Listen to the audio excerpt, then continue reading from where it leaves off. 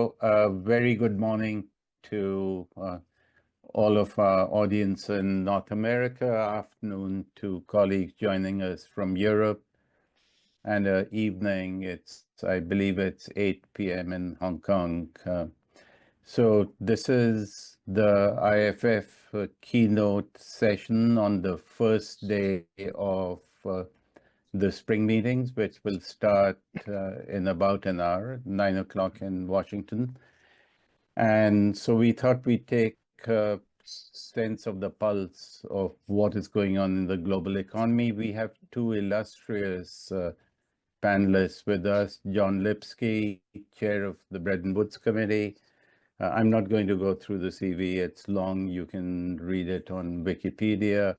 Acting Managing Director of the IMF, FDMD, Solomon Brothers, JP Morgan, a long career in Latin America on capital markets.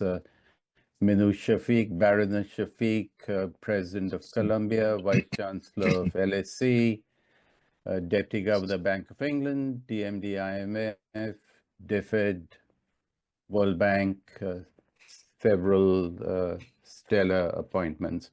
So welcome, John and Minouche, and thank you for joining us. Pleasure. Pleasure. So just on the ground rules, we will go for about 50 minutes and we leave 10 minutes for questions from the audience. And I will pose a set of questions, about 4 or 5. Each speaker will have 4 minutes. I know it's difficult, but we'll try and keep it at that. So I think for our audience as background, that since the Bretton Woods Agreement in 1944, which led to the creation of the IMF and the World Bank, and for the rest of the 20th century, we saw a period of really high growth fueled by expansion of globalization and goods, services, information flows, but importantly, people-to-people exchanges. And crises did occur, and both our panelists have had extensive experience in handling crises. They were dealt with forcefully through multilateral action. And as the pie grew, everyone benefited. And then the story of the 21st century is quite different. I think at least in our lifetime, we haven't seen 25 years where there's been such a series of economic shocks, whether it's early 2000 deflation, central bank easing, global financial crisis, crisis in sustainability, COVID pandemic, sovereign debt crisis, and then the crisis in cost of living, which is still gripping us. I think it's fair to say that the SDGs are out of reach, pretty much out of reach, with the bottom 25% of the population slipping continuously. And now we face another potential shock, which is a fundamental disruption to the global trading system. So my first question to you is, what is your assessment of where the global economy stands today, and more specifically, what you see are the 2 or 3 biggest challenges? So maybe we go with John first and then Minouche. Thanks, Siddharth. Again, let me begin by thanking the IFF for organizing this and giving me the opportunity to spend an hour with 2 of my favorite former colleagues, Minouche and Siddharth. This is a pleasure. Let me begin with just a quick introductory remark. To me, the global, if we look at the principle of the, let's call it the post-war international economic and financial system, which when you go back and read, for example, the Articles of Agreement, you can see that the system was designed to support the growth of international trade, with the presumption that the resumption of rapid growth in trade would produce a rapid response in the global economy. And in fact, from 1950 to 2007, international trade habitually grew faster than global GDP, and that period was the fastest period of global growth in our history. There was an inflection point in 2007 in the global financial crisis and the formation of the G20 Leaders Summit process. And in their first meeting in November 2008 in Washington, one of the four base agreements that they reached was that there would be no implementation of new protectionist measures, and in fact, a dedication agreement to implement the Doha development round of the WTO. In fact, what happened is the Doha round was abandoned, and new protectionist measures were introduced. And as a result, since 2007, international trade has grown more slowly than global GDP. And this period of global GDP growth has been the slowest of the sustained period of the post-World War II period. Now we are seeing threatened much more dramatic protectionist measures, with the risk that in the near term we will see a contraction of international trade, something that we have not seen, and with an unknown effect on the global GDP. Obviously, it's a very threatening moment, and one that is diametrically counter to the logic of the post-war period that has been, in my view, a tremendous success with all the problems that it entailed. Now, to take, where do we stand?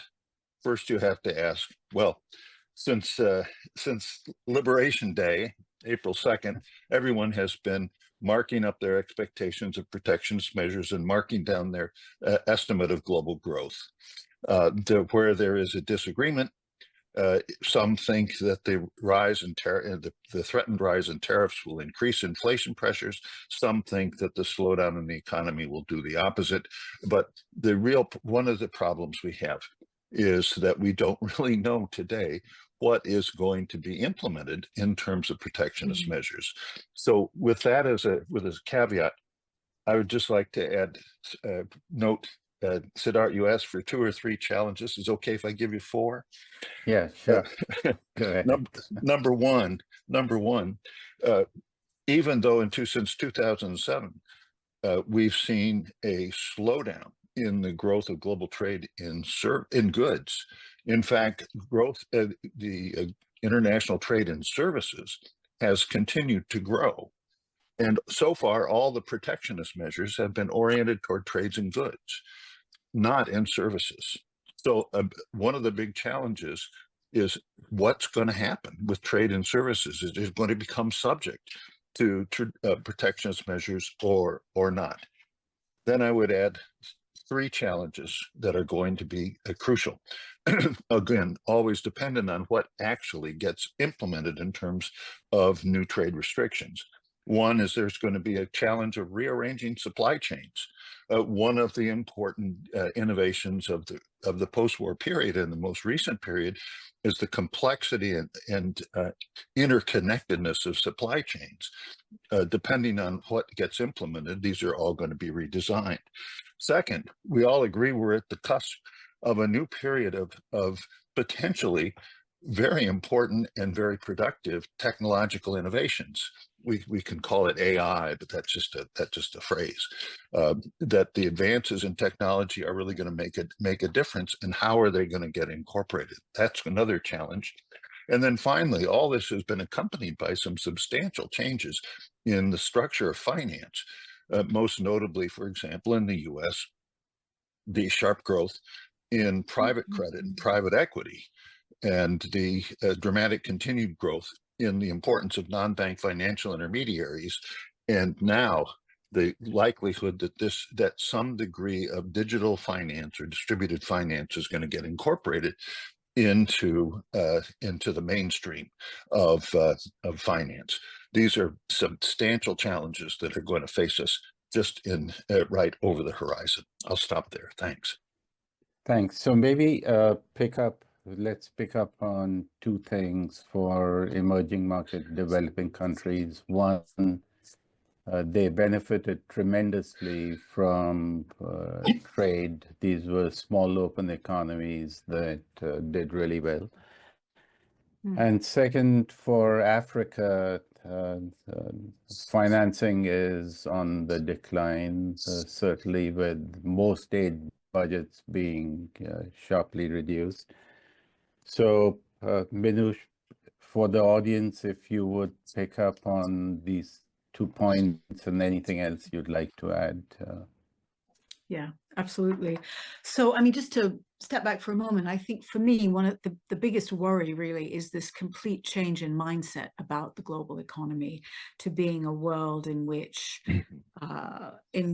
it is a negative sum world. And, you know, we all grew up thinking that, you know, we live in a positive sum world, cooperation results in the pie growing.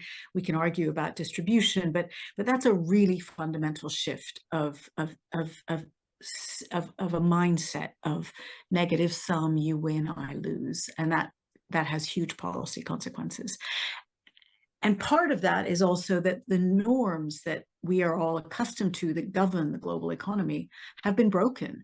I don't know, you know, I think many of us feel a bit unmoored. The things that the fixed points, the role of the dollar, the avoidance of protectionism during crisis, the rules governing international financial flows, the way debt is supposed to be restructured, all of those are up for grabs. And so I think all of us are operating in a very different context. For the emerging markets, as you said, Siddharth, they have benefited hugely from shifting their economies to being export oriented. And the ones that have been the most successful at that have been the most successful at reducing poverty. And I think the biggest surprise of so-called Liberation Day was that the tariffs were often targeted at precisely those countries that have been the most successful at doing that, particularly, say, in Southeast Asia, for example. And so their whole economic model is in question now.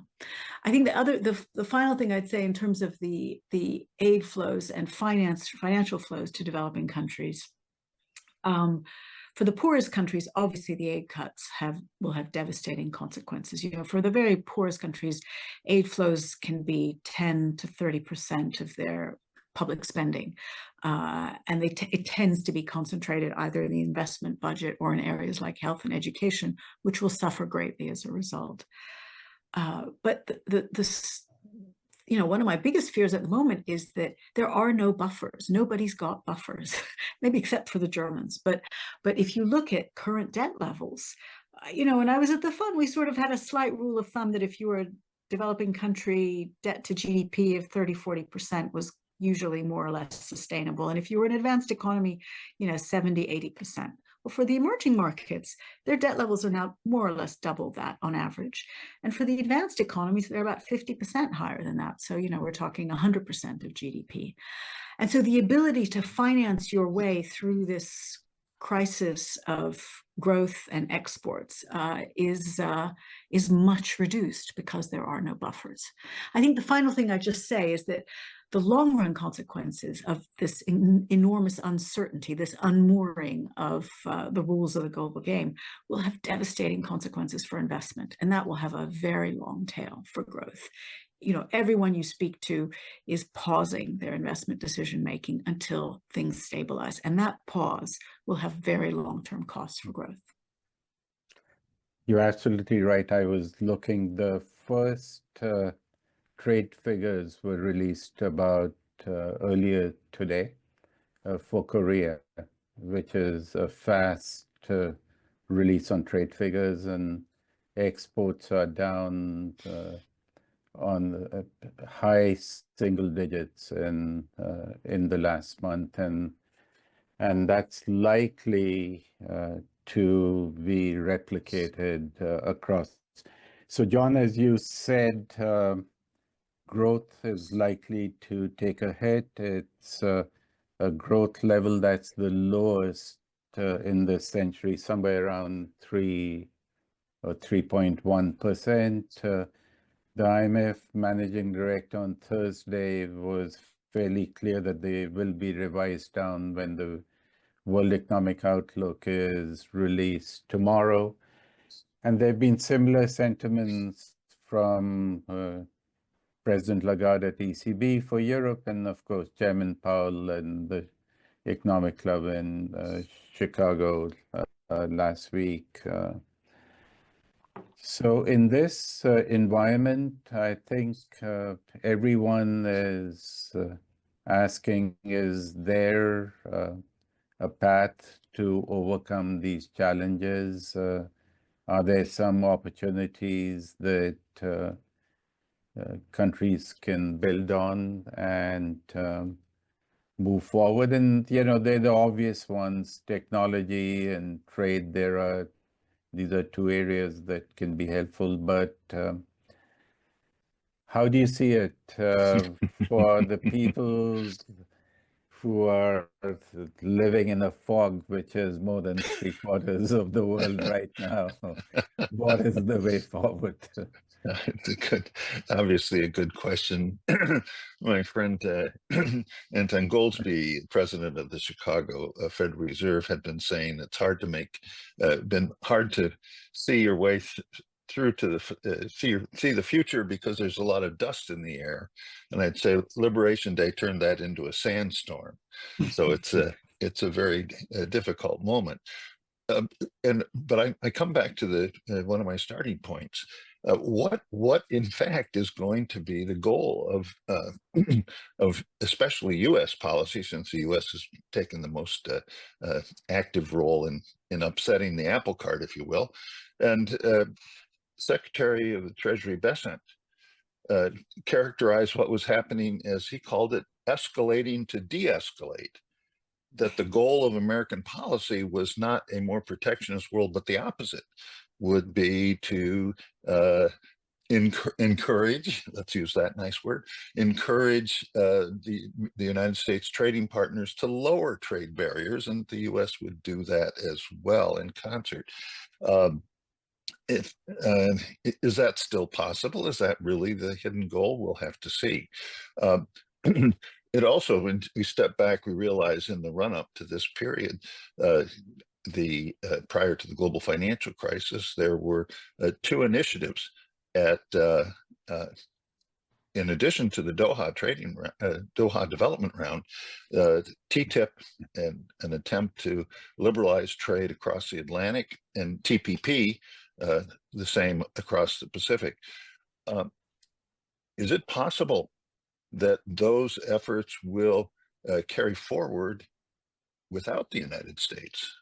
In Asia, that is happening.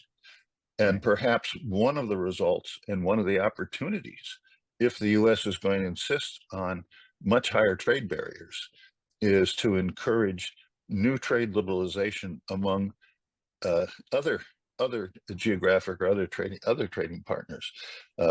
For example, that we've seen the EU. We'll see if it is ratified, the EU Mercosur trade liberalization. So it seems to me that this is going to be a challenge. But I come back to what I've already said, and you've essentially mentioned. Prior to Liberation Day, there was certainly an agreement that technology was offering substantial new gains in productivity, but that the investment required to reap those gains was going to be quite enormous, and was going to require innovation in financing. I think it's easy to think that perhaps conventional forms of investment are going to be inhibited, but hopefully there is, regardless of the policies, that there's this underlying incentive for new investment in technology that will sustain growth. But boy, it's going to create international problems in any case, especially for developing countries. And I assume we're going to come back to those kind of issues in a minute that Minouche has alluded to. So there's one take on this from John. Minouche, floor is yours. Okay. Well, let me just pick up where John left off. I think the question for the rest of the world at the moment is, I think one has to take the tariffs at face value. And I think it would be very powerful for the rest of the world to form a coalition of the willing who still believe an open international trading system, and not to create another bloc, but to do the opposite of a bloc, to commit to not to raise tariffs vis-a-vis each other. And I think that would send a very powerful signal that there are still a very large number of countries in the world who want to maintain a low tariff free trade regime. And I think another piece of that has to be agreement to really address some of the longstanding issues around subsidies. I think China is now no longer a developing country, and some of the subsidy policies would need to be addressed. And now would be a great moment for China to show willing in terms of addressing some of those issues. I think one really interesting model that we have is what's happened with the WTO dispute resolution mechanism. As you probably know, the normal mechanism for solving trade disputes hasn't been functional because the US, Right. under a series of US presidents, has refused to appoint judges. And now we have this new multi-party interim appeal arbitration arrangement, long title, but basically it's an alternative dispute resolution mechanism that 47 countries, including the EU as a bloc, have signed up to. And I think those examples of creating, recommitting to open trade, but also committing to move forward on dispute resolution in new ways would be a very positive thing for the rest of the world to do at the moment. And just one other thing in terms of specific actions, I think the multilateral development banks have to max out on their balance sheets in the current crisis. The work that was done under the G20 for the capital adequacy assessments that were done of the MDBs showed that almost all the MDBs still have quite a lot of room to lend. And I think now is a moment for them to use that. So just picking up on one thing both of you said regarding regional alliances, and for the rest of the world to carry the burden. We did see through the series of G20 presidencies, Indonesia, India, Brazil, South Africa, the emergence of what I would call, and some people don't like the term, but I would call the Global South. And trade amongst Global South has increased. There is a certain political part there that is coalescing slowly. So that's one thing that has happened. What is also true is for the next 30, 40 years, all projections are saying that the bulk of the global growth, maybe 2/3, 3/4, is going to come from Global South. So that's one fact that is there. And the second fact is that strategic competition is here to stay, at least for the foreseeable future. So in this world, what choices does the Global North and the Global South make so that growth in South remains high? And it's in some ways, it's in the selfish interest of the North to make sure that growth in the South is high. So what choices do they make, or what avenues should they avoid to keep global growth up? John? Well, I'm a little, I will admit I'm one who's a bit uncomfortable with this global North, global South, but why fight it? Let's go with it. And let's assume the question is beyond the issue of the current dispute or uncertainty about tariffs, and again, it's Right. tariffs on Right. trade in goods. One area that I think very much needs attention and progress is to create a working and effective and efficient debt renegotiation mechanism, the replacement for the Paris Club, common framework, whatever you want to call it. We once upon a time we had a relatively well-structured, well-functioning debt renegotiation mechanism that is now limping at best. And given what Minouche said earlier about debt and the likelihood that the pressures on debt, especially of emerging economies, is going to become more critical for sustaining their economic well-being. Progress needs to be made, and that is if we include China in the north here, that is an imperative for progress.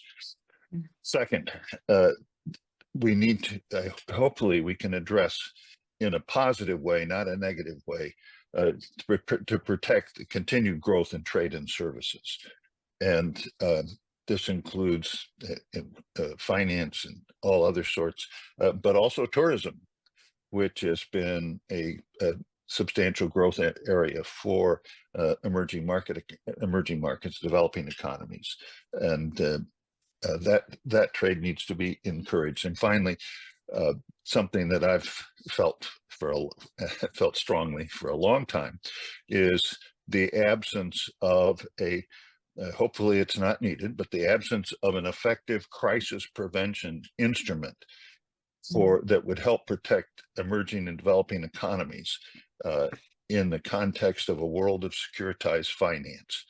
Right now, the IMF, in popular mind, is responsible for both crisis prevention and crisis resolution. And the fund effectively has only instruments that work for crisis resolution, not crisis prevention. The fund needs, the system, and I think it needs to be the fund, needs to have some kind of swap-like instruments to protect its smaller and developing members. The crisis prevention system can't just rely on the ad hoc decisions of the Federal Reserve Board to grant swap lines. So would this include some kind of operational liquidity facility? The fund has tried for over several years to put one in place, and the demand has been fairly low. I tried it when I was there and I didn't succeed, but it's clear emerging markets want a liquidity facility like what they get from the fund, and they're not able to get it. Well, it's a story I could tell.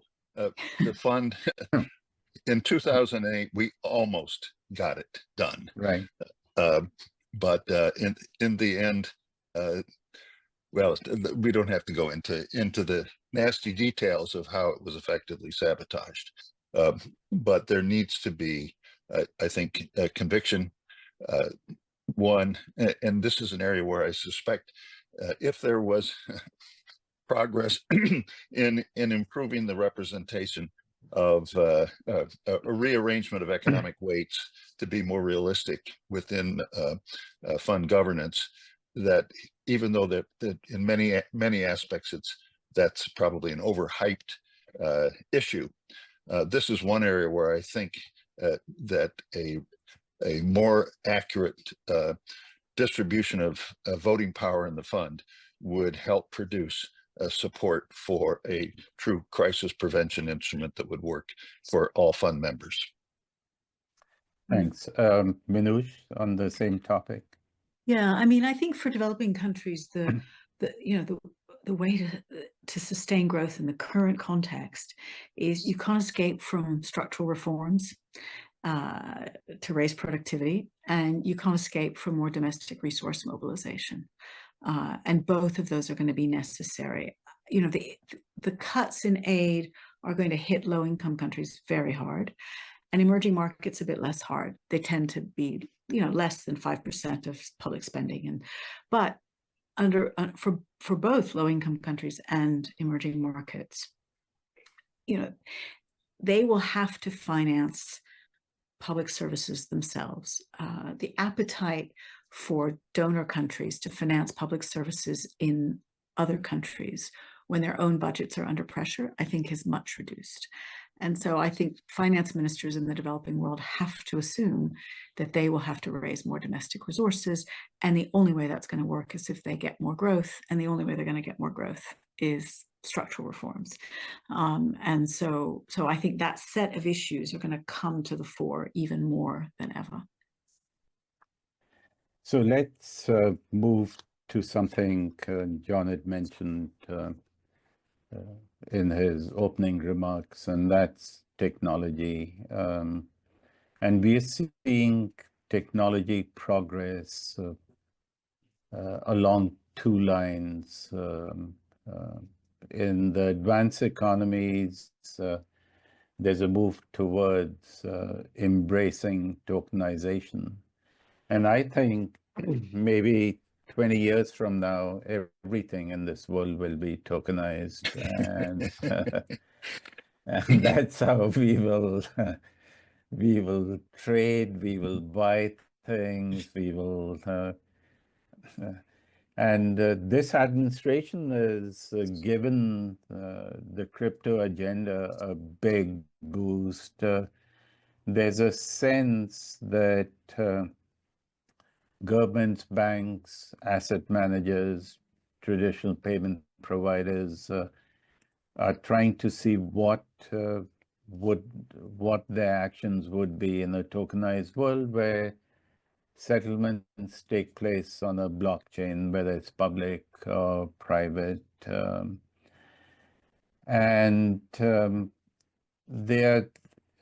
think that the estimates are that trillions of dollars of financial transactions would be tokenized in due course.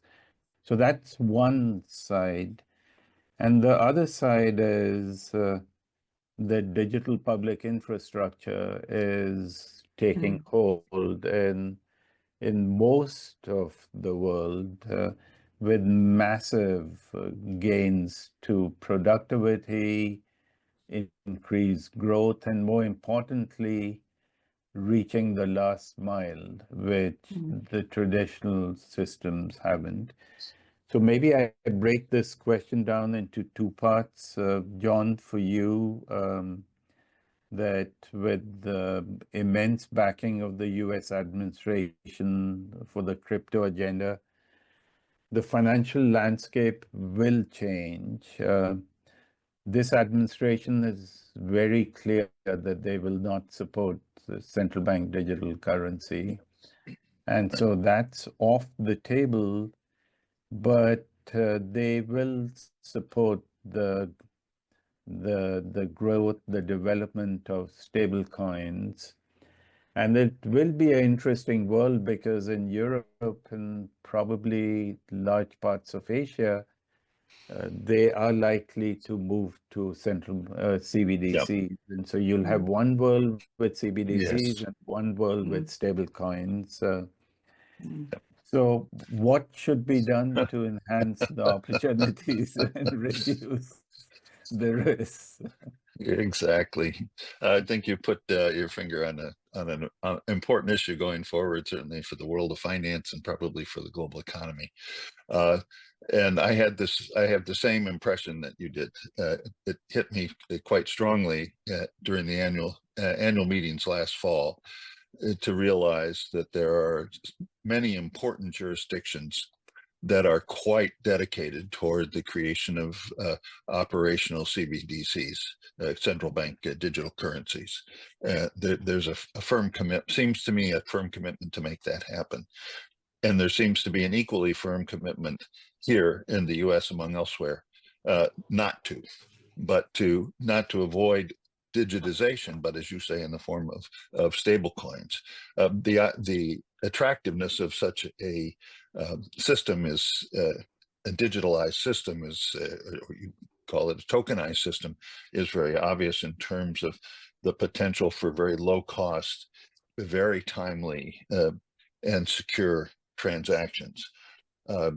The hope is that it also could become, as we've seen in many developing economies, that it lends itself to a financial system that's actually more inclusive and for broad swaths of the economy more efficient. It seems to me a lot of the the kind of less, certainly in the advanced economies, their vision of some kind of an AI-driven automatic world doesn't apply to emerging markets. But what we found, of course, is that digital finance has been revolutionary in many emerging economies. But how do we protect digital identities? How do you maintain data privacy? How do you maintain systemic security? And if you're going to get the gains from efficiency, there has to be a form of interoperability between the CBDCs and the tokenized systems. These are devilishly complicated issues technologically, and there needs to be, to get it done, there needs to be political recognition of what's at stake and political will to make it happen. And so far, that's the part that is absolutely unclear. Yeah.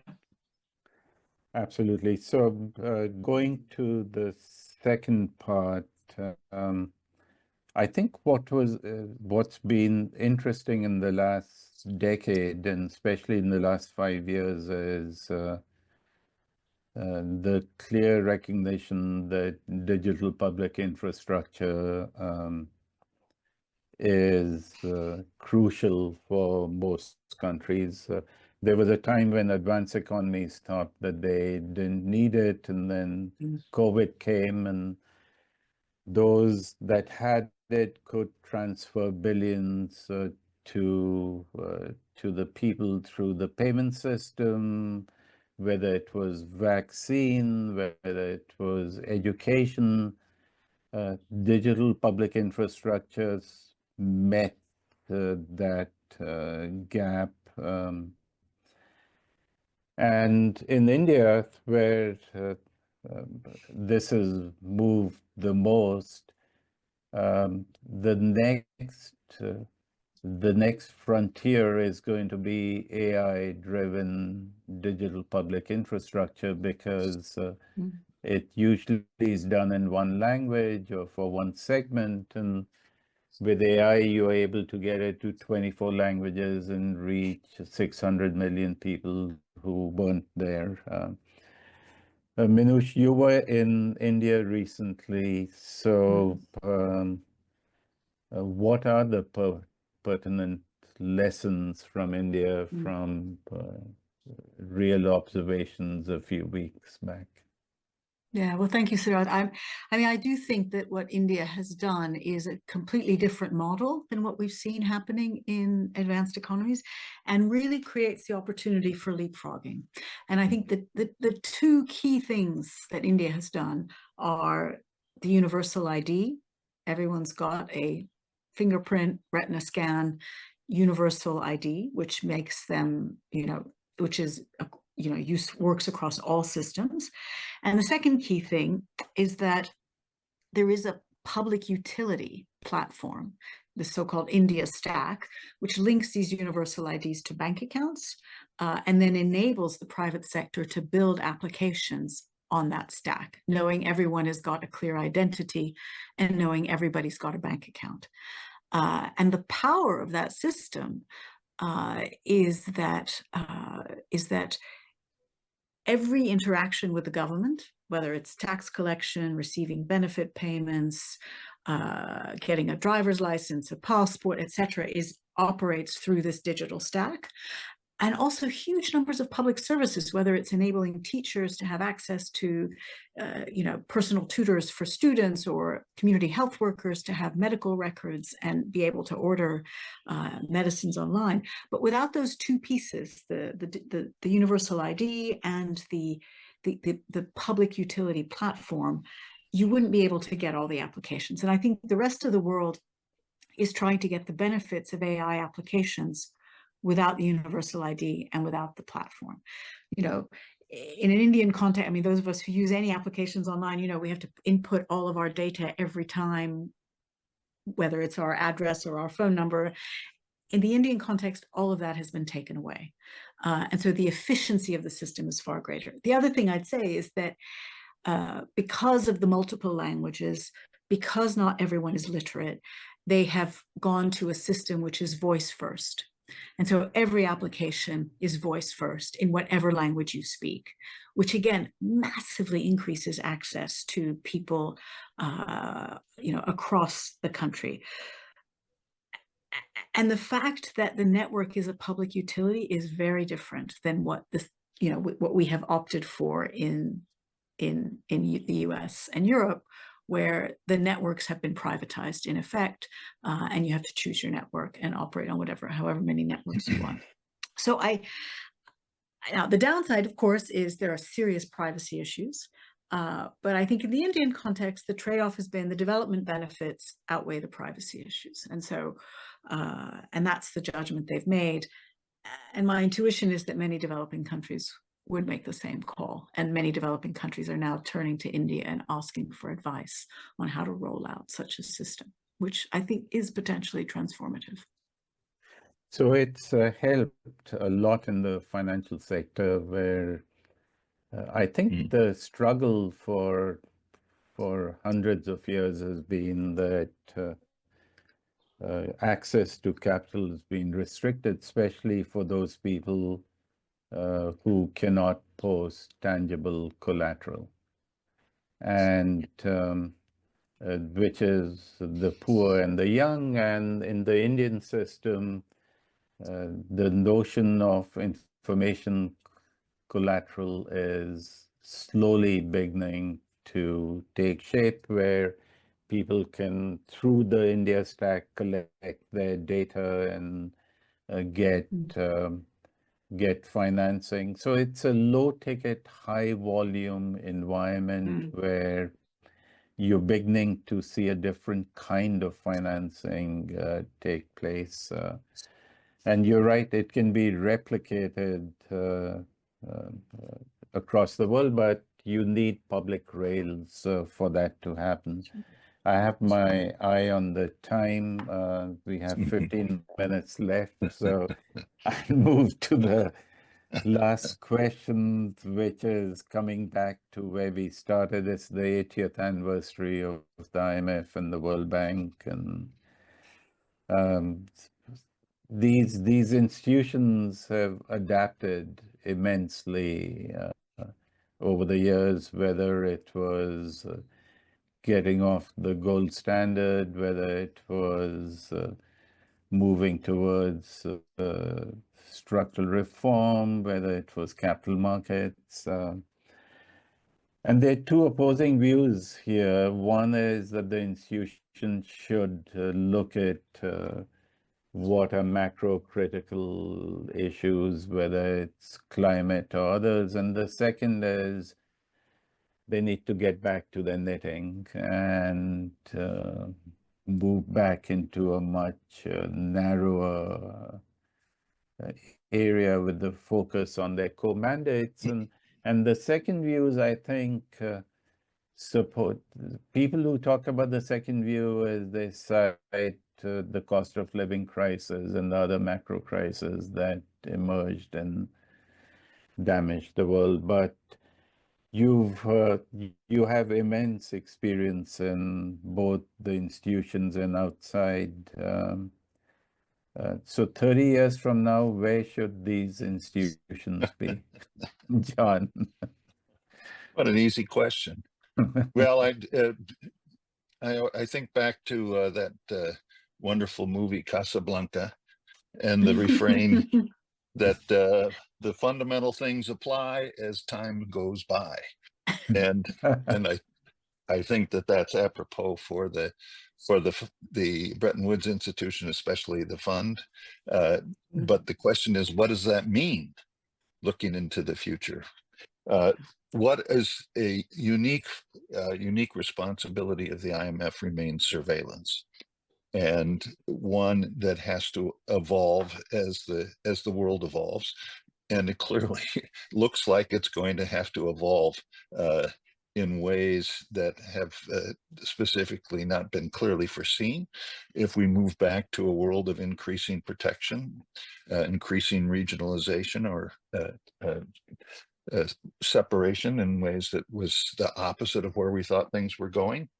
But certainly the fund obviously needs to think back to the made those points that Minouche made earlier. Fiscal policy remains a challenge. That's going to be, frankly, when I was FDMD at the fund, we started the fiscal monitor. The idea was if we look backwards, the fiscal challenges came mainly from the developing emerging economies. We look forward, they were going to be the challenges of the aging economies of the advanced world, and that's exactly where we are. But if anything, it becomes more complex when we look at a country like China, where the demographics look more typical of an advanced economy. So the fund's challenge of surveillance of how to help guide policies in these countries that support global well-being and global economic health, specifically issues like imbalances, are going to come back to the fore in ways that haven't been there previously. And in that context, things like climate potentially will have a real impact. Back when you could say, yes, we know that in theory, over time, over the long haul, climate is going to have an actual impact on how economies operate, and therefore how governments have to operate and how their budget's going to operate. But we don't, it's not now, it's for the future. We should think about it. But that's becoming operational. So to think that the fund shouldn't pay attention to what's going on in climate is like to say, ignore the basics, ignore what you have to do. There's an area where we've just talked about, there's dramatic development coming in terms of financial markets. And here is an area where I think if anything, the fund, and to some degree the bank, but certainly the fund, needs to become more directly engaged. If I dare I say it, the Financial Stability Forum, now then broadened to the Financial Stability Board, was created to keep these kind of regulatory issues out of the IMF. And it strikes me in the world we're moving into that the IMF needs to partner with the FSB in a much more active way. To me, that's back to basics and not getting out of the fund's lane. And finally, I'm reiterating something I said before. The fund is viewed as responsible for both crisis resolution and crisis prevention. We need to keep developing, the fund needs to keep developing and perfecting its facilities of crisis resolution, but it really needs, in this much more threatening world in terms of this stability challenges, a meaningful and useful instrument for crisis prevention. I'll stop there. That to me is back to basics. Thank you. Minouche? Well, I completely agree with what John has just said. I think these institutions are the only ones with truly global mandates.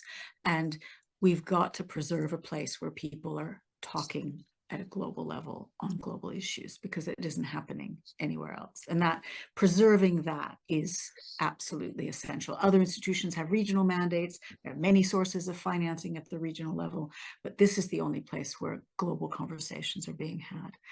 On the climate issue, I mean, another thing I'd say is that,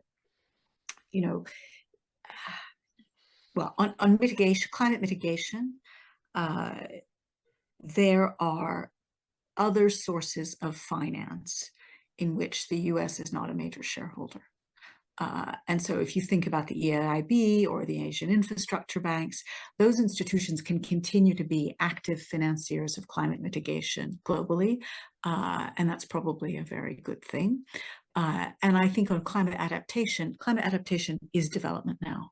There's no distinction if you've got flooding or need new seed varieties to deal with climate change. That is development. And I think the the boundary between adaptation and development finance has disappeared. And that will be core for the development banks at the global and the regional level. And then finally, the last thing I'd say in response to your question, Siddharth, about the next 30 years, we need a new system. We need an international financial system in which the governance more accurately reflects the global economy. This is probably not the moment when that's going to happen, but we need to be thinking about that so that in 30, hopefully before 30 years, we've made some progress on the governance system for the international financial system. If I may, Siddharth, let me add just one note. If I could, if what Minouche just said, I think it's insufficiently recognized.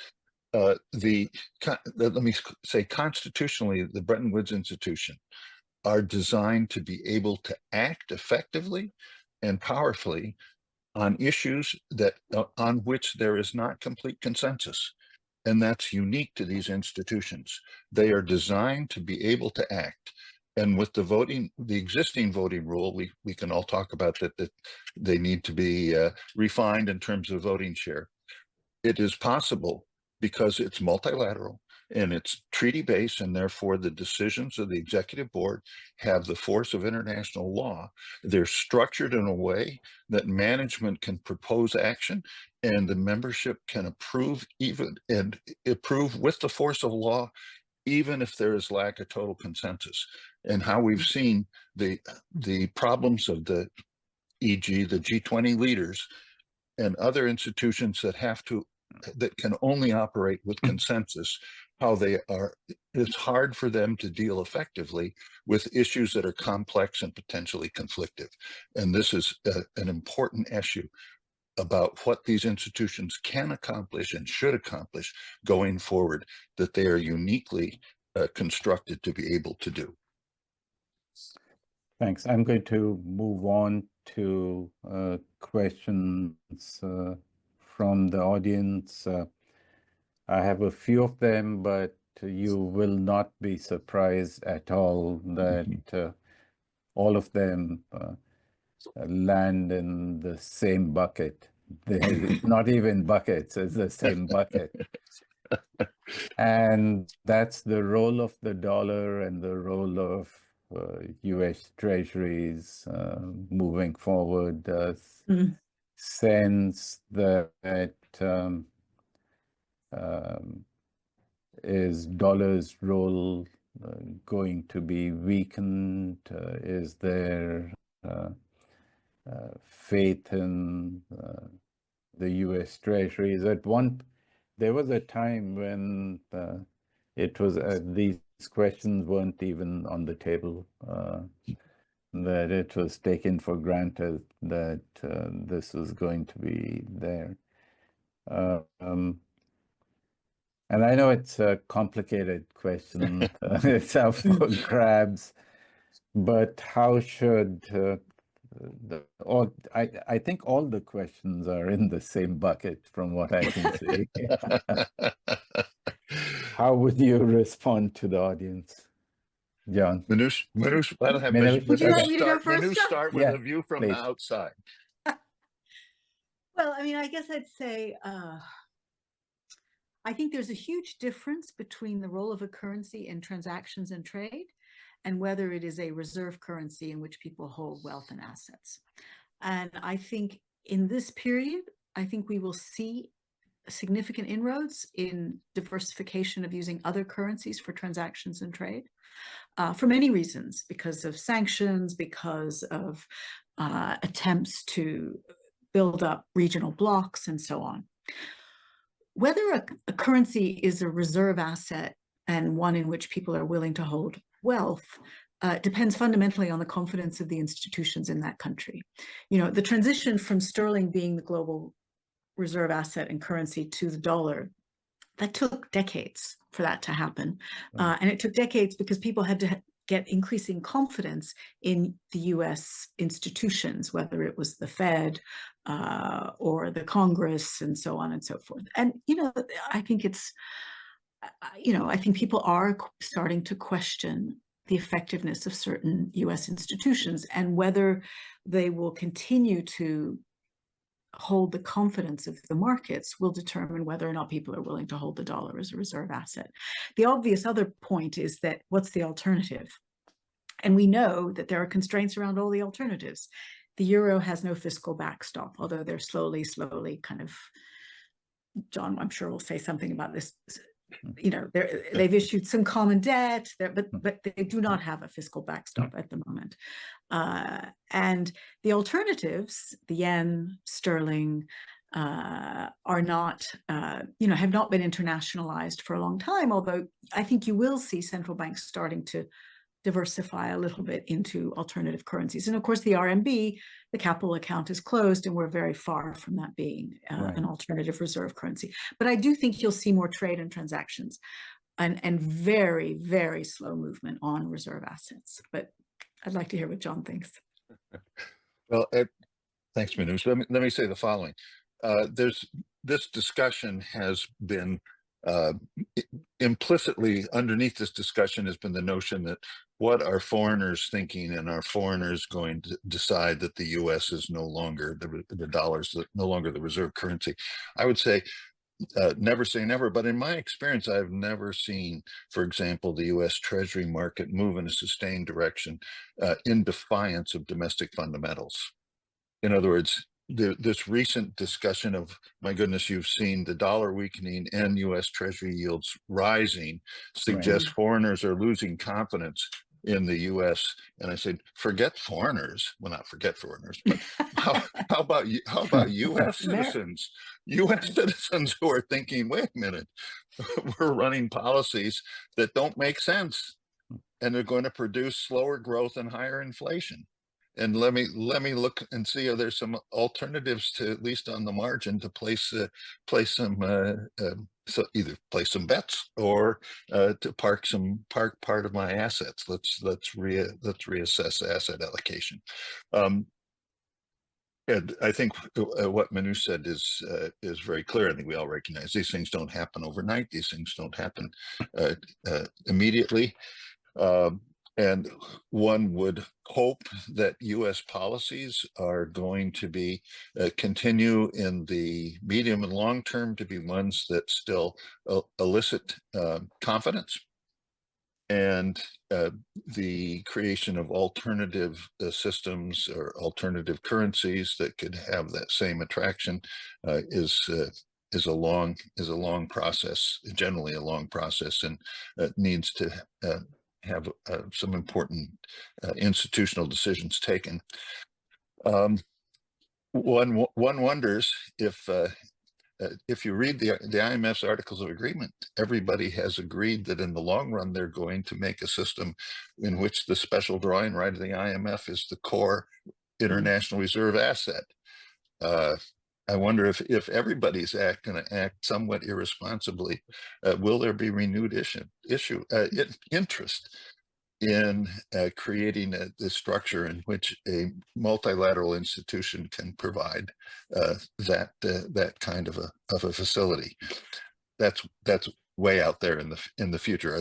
Let's say I hope that's way out there in the future, in the sense that I hope that we're not facing a situation in which the current favorites are not going to act in a way to continually reduce international confidence. Thank you. It's perfect. We are right on the R, and we will bring this to a close now. And I can't thank you enough, especially from the audience. This has been a masterclass in international economics, but also the political economy around it that is taking the whole global framework forward right now. And as John, you said, and Minouche, you said earlier, there's a sandstorm that we are navigating through, and hopefully by the time we come to the fall meetings, we will have clarity in one direction or another.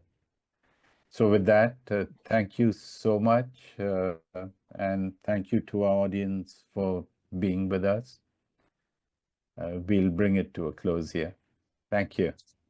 Thank Thanks, you. everybody. Thank you very Thanks. much.